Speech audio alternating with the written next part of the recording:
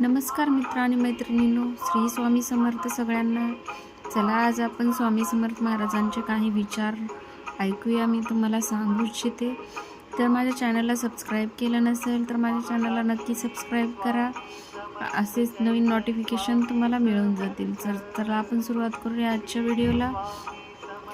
त्याआधी श्री स्वामी समर्थ सगळ्यांना. स्वामी म्हणतात, जे गेलं ते सोडून द्या, जे आहे त्याचा स्वीकार करा आणि जे घडवायचं आहे त्यावर विश्वास ठेवा. अशक्यही शक्य करतील स्वामी. स्वामी समर्थ म्हणतात, दुसऱ्यांचं अस्तित्व पायाखाली तुडवून स्वतःचं स्वप्न कधीच पूर्ण होत नाही. आपल्याकडून काही चूक झाली, त्या चुकीतून तुम्ही काहीतरी शिकला तर ती चूक ही मौल्यवान ठरते. जे आपण दुसऱ्यांना देतो तेच आपल्याला परत मिळते. मग ते विचार, प्रेम किंवा आनंद किंवा दुःख काहीही असो.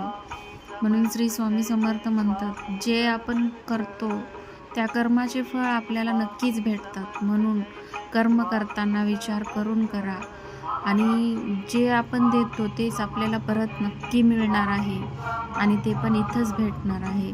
म्हणून कोणालाही आनंद देताना, दुःख देताना किंवा कोणत्याही वेदना देताना नक्की विचार करा.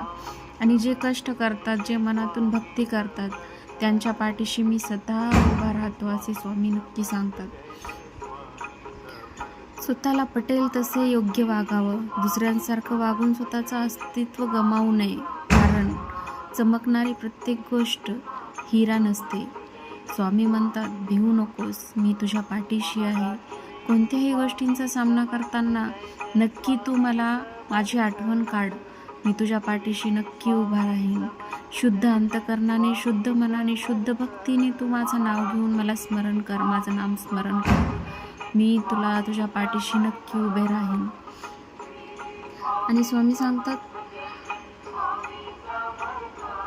शांतता हे प्रत्येक प्रश्नाला दिलेले सुंदर उत्तर आहे आणि संयम हे परिस्थितीला दिलेले प्रत्युत्तर आहे. तर तुम्ही कधीही कोणत्याही परिस्थितीत असाल, कोणत्याही अडचणीत असाल तर नेहमी शांत राहायला शिका. कारण शांतता ही कोणत्याही विषयावर मात मिळवून देते.